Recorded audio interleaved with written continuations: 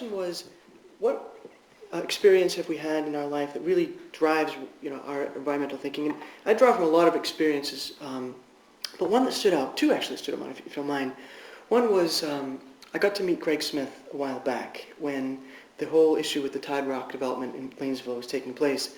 And my initial thought was, what's the big deal? There's a big piece of land and the guy wants to build something. What's wrong? And Greg said, why don't you come down and take a look? So I went down and you see the wildlife there, you see the vernal ponds, you see that this is an environmental resource that we need to protect. And at the time I wrote a letter to the editor and spoke at the council meeting, the planning board meeting in opposition to that, and have been steadfast with Greg on that issue. Another issue was behind the cemetery, Beechbrook Cemetery. There was a development proposed at one point a while back. This is before I was involved. My grandfather, who never left his house except to go to the police station, finally decided to go to planning board because he had a couple of, his mother was buried right next to the cemetery.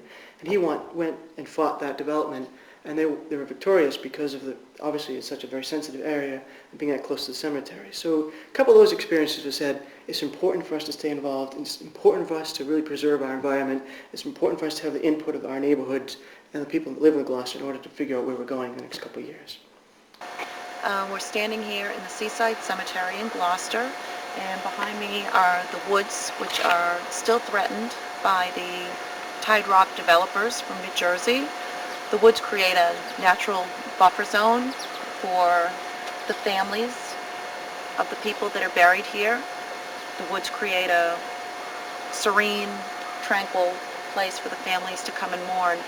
And if the trees are torn down, which the developers would like to do, they'd like to tear down every last tree, it's not going to make for a very peaceful spot for the families to come to.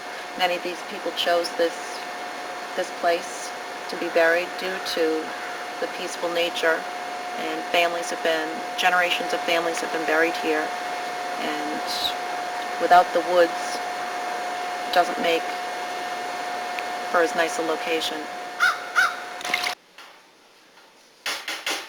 How's it looking, Dave? Good. Saving Cape Ann. Yes. So if you in your spare time, in between shows, if you ever want to go to a cool website, go to savecapeann.com, and you will see my friend and camera guy, Greg B. Smith. He designed this page, and it's a great site. Let's go back to the cooking now. Do you want to come over and look at this? Do you want to come and see what this looks like, people?